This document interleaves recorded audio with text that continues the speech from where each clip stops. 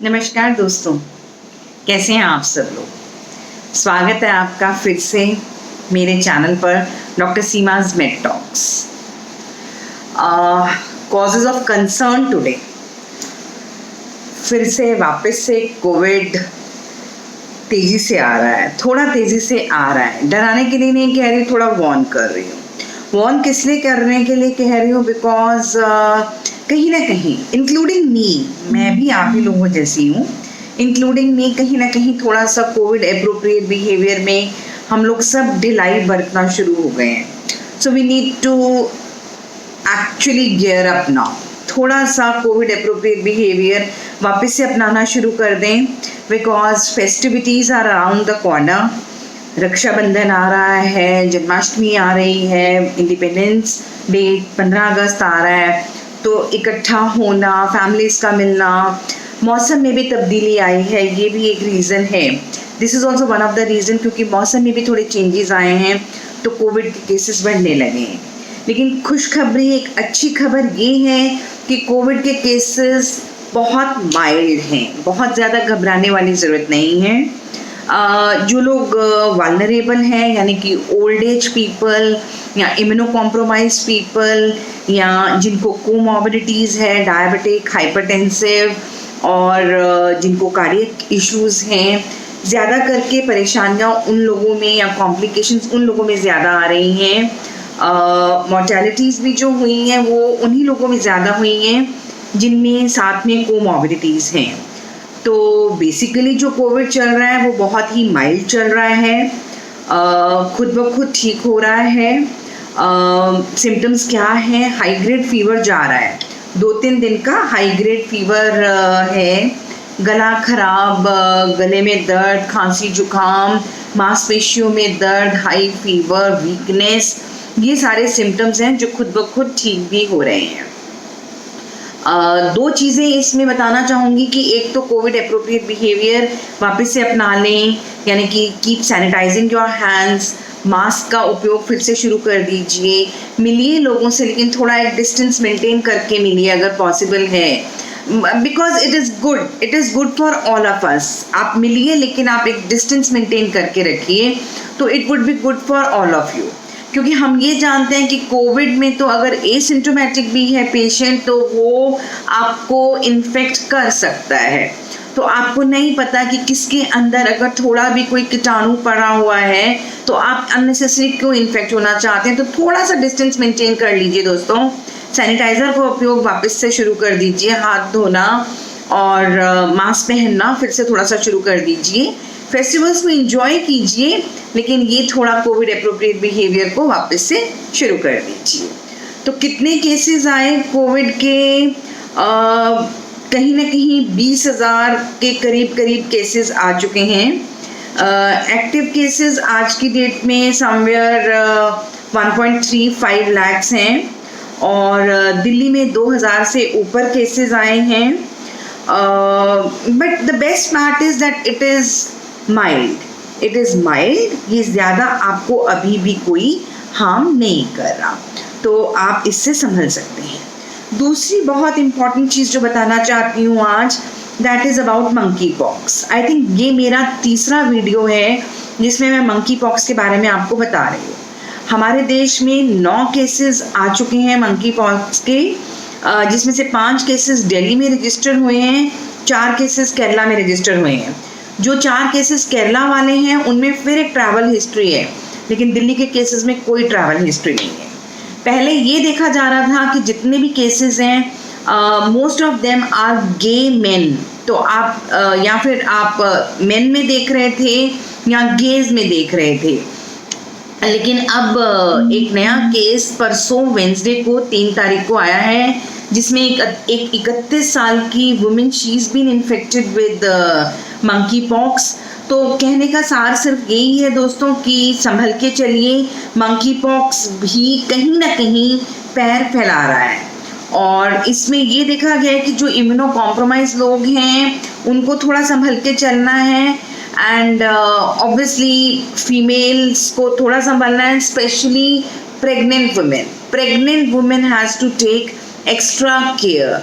तो आप थोड़ा संभल के चलिए सो दैट आप इसके शिकार ना ही बन सकें तो आपके लिए अच्छा, बिकॉज ये भी देखा गया है कि a pregnant lady can infect the child within her womb as well, तो फिटस को भी हो सकता है, तो इसलिए थोड़ा संभल कर चलिए।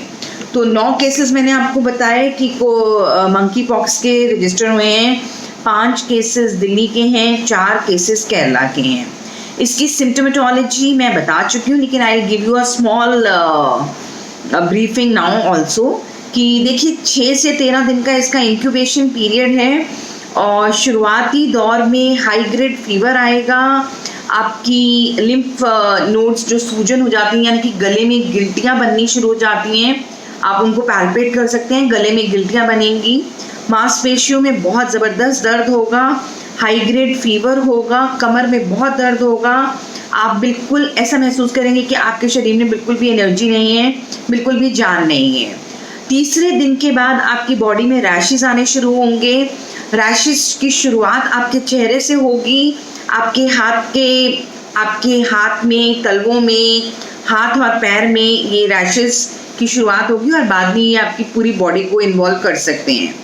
पहले एक रैश होगा, धीरे धीरे करके वो एक पेप्यूल बनेगा, थोड़ा बड़ा होगा, उसमें पानी भरेगा, बाद में उसमें पस भरेगी और बाद में वो फूटेगा और वो स्कैब जो उसका है, छिलका जो है वो उतरेगा। तो ये इसका पूरा का पूरा लाइफलाइन है मंकी पॉक्स की।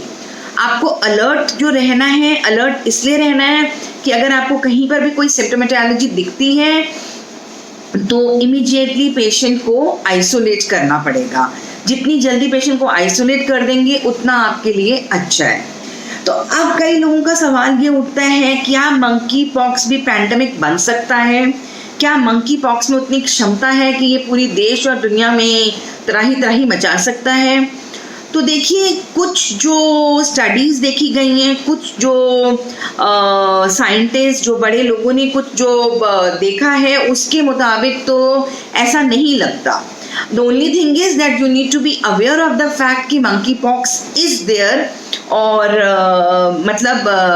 एक शक की निगाह, एक ध्यान रखना आपके लिए ज़रूरी है कि कहीं कुछ भी ऐसा पाएं तो आप इमीडिएटली पेशेंट को ट्रीटमेंट शुरू करवा दें और उनको आइसोलेट कर दें। दिल्ली में कई हॉस्पिटल्स में आइसोलेशन वार्ड्स बन गए हैं।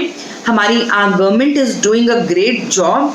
Government hospitals including the private setups में भी बोल दिया गया है कुछ आइसोलेशन वार्ड्स बनाने के लिए, और कुछ हॉस्पिटल्स में, प्राइवेट में भी और गवर्नमेंट में भी आइसोलेशन वार्ड्स बनने शुरू हो गए हैं, तैयार हो गए हैं। तो क्यों मंकी पॉक्स पैंडेमिक नहीं बन सकता? क्योंकि इसकी जो ट्रांसमिशन है वो एयरबॉर्न नहीं है कोविड की तरह।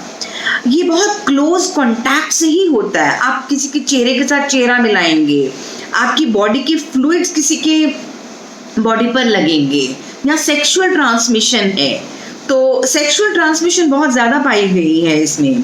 तो these are the ways where it gets transmitted. तो it doesn't have an airborne transmission. ये अलग बात है कि अगर कोई संक्रमित व्यक्ति खांसता है और उसके गले से, उसके मुंह से जो कीटाणु निकलते हैं वो आसपास के लोगों में अगर फैलते हैं तो हो सकता है, but it is not airborne. तो और दूसरी एक चीज़ है, कोविड में एसिम्प्टोमेटिक व्यक्ति भी है, वो भी इन्फेक्शन बढ़ा सकता है, वो भी इन्फेक्शन आगे ट्रांसमिट कर सकता है, लेकिन इसमें सिम्टोमेटिक व्यक्ति ही करेगा। और एक सिम्टोमेटिक व्यक्ति को बॉडी में इन्फेक्शन होने से सिम्टम्स आने तक का जो इंक्यूबेशन पीरियड है, it's a pretty long period. तो इसलिए बहुत ज़्यादा चांसेस नहीं हैं कि ये व्यक्ति दूसरे को संक्रमित कर सके जब तक कि आप उसके डायरेक्ट कांटेक्ट में नहीं आ जाते हैं। और तीसरी बड़ी इंपॉर्टेंट बात है कि हमारे पास ऑलरेडी इसके अगेंस्ट वैक्सीन है। 85% स्मॉल पॉक्स की वैक्सीन इसमें कारगर मानी गई है। देखा जा रहा है कि स्मॉल पॉक्स की वैक्सीन इस पर अच्छा काम कर रही है।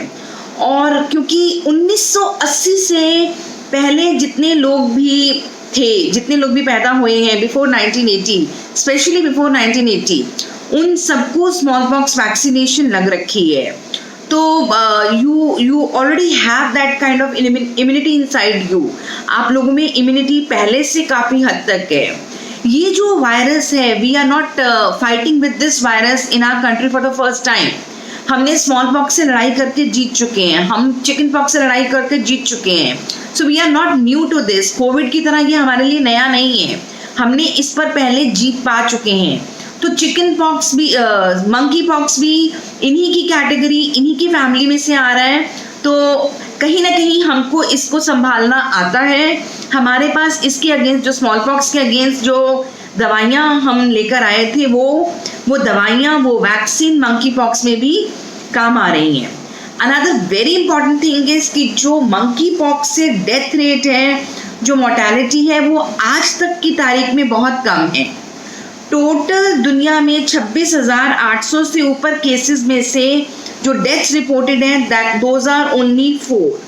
तो इतनी ज़्यादा डेथ्स नहीं है, तो मैं मानती हूँ जिसका एक व्यक्ति जाता है उस व्यक्ति की पूरी दुनिया ख़त्म हो जाती है। हमारे लिए ये कहना कि सिर्फ 4 लोगों की रिपोर्टेड डेथ है, it's just a statistical figure. But emotionally अगर किसी का सोचा जाए तो it's a very very big thing. लेकिन डर ना लगे किसी को, आप लोग किसी तरीके के पैनिक में ना आए, इसलिए ये बात बोल रही हूँ कि बहुत भयानक रूप अभी तक नहीं है और आगे होने के चांसेस भी काफ़ी कम है। ज़्यादा करके गे पॉपुलेशन में देखा गया है। एक बहुत बड़ी बात इसकी है कि जो वायरस है, it is a large stable DNA virus.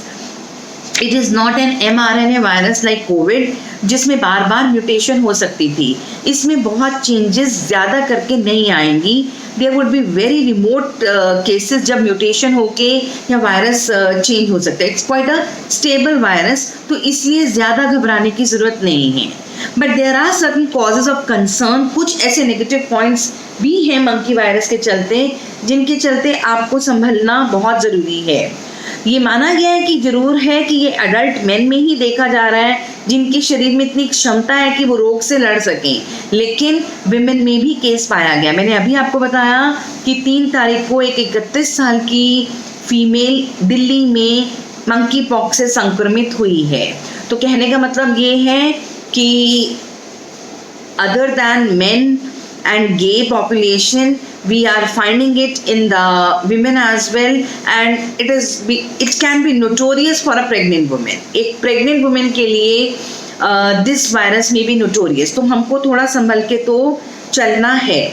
दूसरी जो चिंताजनक चीज़ ये है कि कहीं ऐसा ना हो ये मंकी वायरस जंप करके हमारे चूहों की पॉपुलेशन में चला जाए, तो फिर ये एक बीमारी एंडेमिक बन सकती है। तो हमें इस चीज़ का बहुत ध्यान देना है। एक बहुत बड़ी बात है कि अभी हम कहीं ना कहीं कोविड से जूझ ही रहे थे, फिर से ये एक मंकी पॉक्स आ गया, तो पब्लिक हेल्थ के ऊपर, फिनेंसेस के ऊपर, इमोशनैलिटीज़ के ऊपर, हर चीज़ पर एक बहुत बड़ा धक्का लगा है। तो it is obviously it's a bigger deal every day. हर दिन की अगर सोचा जाए तो एक परेशानी तो बढ़ती जा रही है ना। 70 कंट्रीज से ज़्यादा कंट्रीज़ में मंकी पॉक्स आया है। ये वो कंट्रीज़ हैं जिनमें मंकी पॉक्स का वायरस एंडेमिक नहीं था, लेकिन ऐसी कंट्रीज़ में भी इस वायरल आउटब्रेक्स के केसेस देखे गए हैं, इंक्लूडिंग इंडिया। तो ये देखा जा रहा है कि अगर 70 से ज़्यादा कंट्रीज जिनमें एंडेमिसिटी नहीं थी इस वायरस की, और फिर भी इसमें आउटब्रेक हुआ है, तो कहीं ना कहीं ये कोई परेशानी क्रिएट भी कर सकता है। मैंने बोला 4 डेथ्स हुई हैं इस वायरस से, तो कहाँ कहाँ हुई है? एक डेथ हमारे देश में हुई है, एक ब्राज़ील में हुई है, 2 डेथ स्पेन में पाई गई हैं। एक थोड़ा सा घातक इसका स्ट्रेन है जो सेंट्रल अफ्रीका में देखा गया है, वो स्ट्रेन अभी तक करंट आउटब्रेक इंडिया में जो हुआ है उसमें नहीं आया। अगर वो स्ट्रेन खुदा ना खास्ता आ जाता है तो वो कहीं ना कहीं कोई परेशानी क्रिएट कर सकता है। लेकिन हम लोग we cannot predict the future. We can just take care of ourselves. We can just keep ourselves alert. जल्दी इसका डायग्नोसिस हो और जितनी जल्दी हम इसको पकड़ पाएँ उतनी जल्दी पेशेंट को आइसोलेट करके उसका ट्रीटमेंट करें। तो दोस्तों, कोविड और मंकी पॉक्स और वायरल इन्फेक्शन भी साथ साथ चल रहा है। मौसम में चेंजेस आई हैं, ये परेशानियां बढ़ रही हैं। आगे फेस्टिवल्स आ रहे हैं, थोड़ा कोविड एप्रोप्रिएट बिहेवियर, थोड़ा दिमाग के एंटीने खड़े करके जहां आपको शक ज़रा सा भी लगता है, इमीडिएटली उस चीज़ पर एक्शन लीजिए। तो I think this is more than enough. ये इंफॉर्मेशन अभी अपडेटेड है कोविड और मंकी पॉक्स के तहत, तो काइंडली लुक इनटू दिस। अच्छा लगे मेरा वीडियो तो प्लीज़ सब्सक्राइब शेयर कीजिए। Thank you very much. आपकी दोस्त डॉक्टर सीमा।